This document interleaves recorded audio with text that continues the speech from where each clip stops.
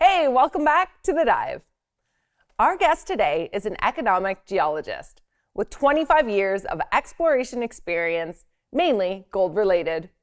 He will deep dive into the gold price, geopolitical tension in the mining sector, junior mining, updates on the companies he's involved with, and the projects that he's most excited about. Dr. Quinton Hennigh is joining us today. But before we bring you today's interview, do me one quick favor and go ahead and smash that subscribe button, please.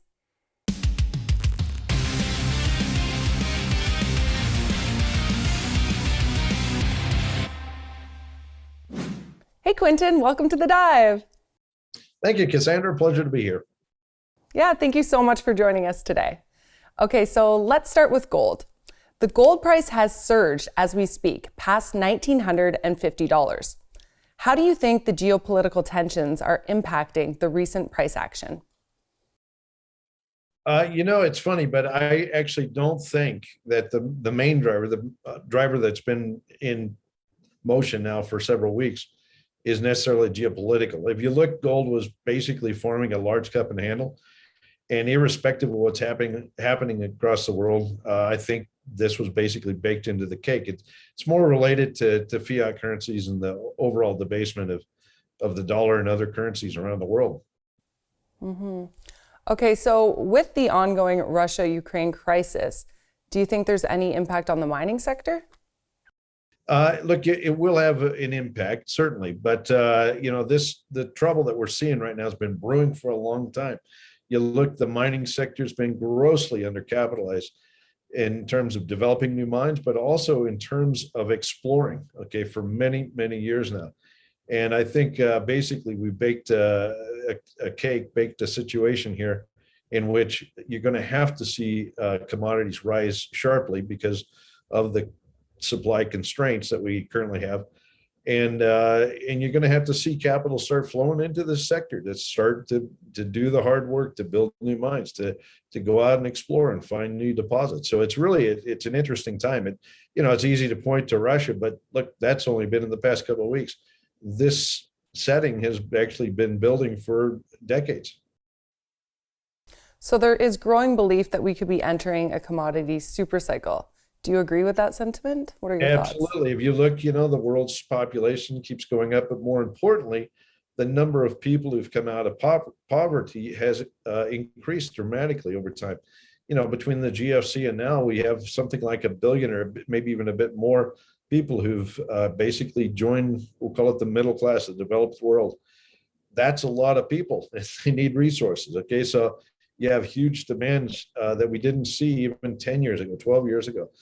Okay, yes, there's a lot of pressure. Now, the other thing is, obviously, with movements towards green energy and whatnot, those need metals, okay? And if that's also going to be a part of our future, you got lots more people needing a lot more stuff. That's a good scenario for a commodity boom. Yes, I think this is a commodity super cycle, unlike any that we've seen before. Okay, so let's talk about junior mining. When you're looking at a potential project for public markets, what are the factors that you find attractive? I like to find companies that are earlier stage. I like to see the left-hand side of the Lassonde curve growth potential. Where you create most of your value is through exploration. So the companies that have district scale land plays, that have high margin, high grade, effectively discoveries, those are the ones I like to focus on.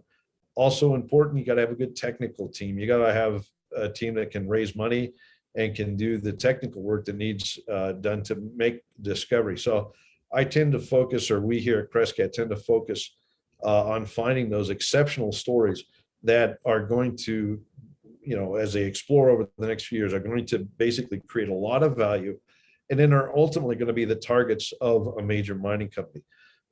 These assets that like Blue Lagoon, man, they are chronically needed. Just like I said, there's a shortage of good exploration stories right now. So these are going to be, they're ripe. Think of them like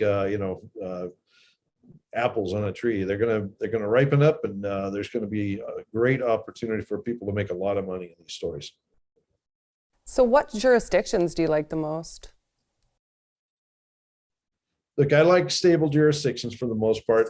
Like it has to be an exceptional opportunity to go off to many parts of Africa or Central Asia or something like this. So I like to focus on areas that basically have a good track record of building mines. Most parts of Canada fit the bill. Parts of the U.S., Nevada in particular, certainly attractive. Certain parts of South America, that's where most of our investment is.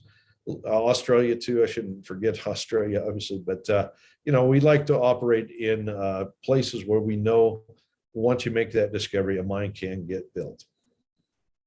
Okay, so high level, what's the pitch on Blue Lagoon?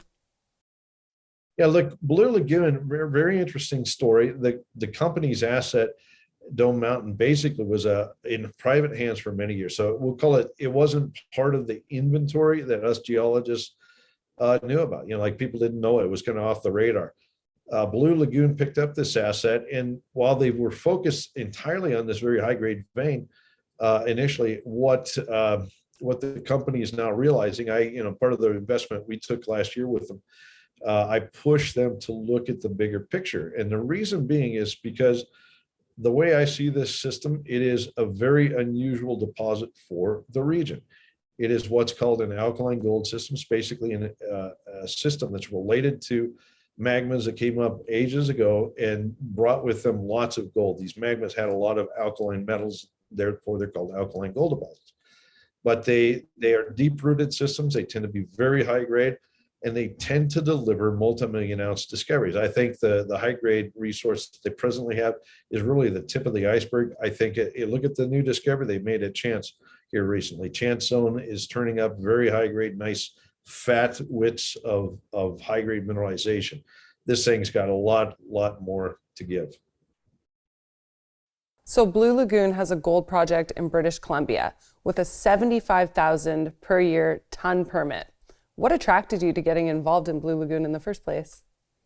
Look, the story actually about small scale production, while it's interesting, it's not necessarily what we typically invest in. We like to invest in the exploration upside. So it was the exploration upside that really attracted me. It was the recognition that this gold system they have is an alkaline gold deposit.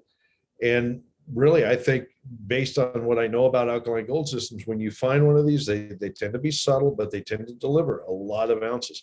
They can be very high grade. We're already seeing that. Look at the drill results here recently. Absolutely incredible numbers, 7.3 meters of about a half an ounce per ton gold. So I think, I think it's the exploration upside that's the real prize here. Okay, great. Okay, so Quinton, one more thing before I let you go.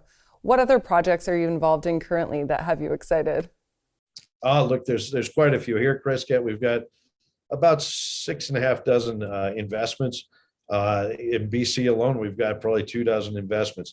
There's a lot of stories that excite me. SK Mining, certainly one of them. It's advanced stage now, been drilling for about a year and a half and seeing some exceptional results that resemble the results from the old SK Creek mine.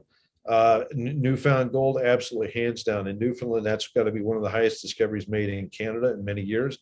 El Oro down in Bolivia, absolutely enormous silver polymetallic system. It's got a lot of tin too, which makes it extra special because tin prices are very, very high these days. So look, those are a small number. Snowline up in the Yukon, man, Snowline, 2 discoveries in 1 year, an absolutely incredible story. Just a few examples of what we're invested in. Okay, great. So much to look forward to. Well, thank you so much for taking this interview with us today, Quinton. It was so nice to meet you. Thanks, Cassandra. Thanks so much for watching today. We'll be back again tomorrow, so be sure to stay tuned by hitting that notification bell and subscribing below.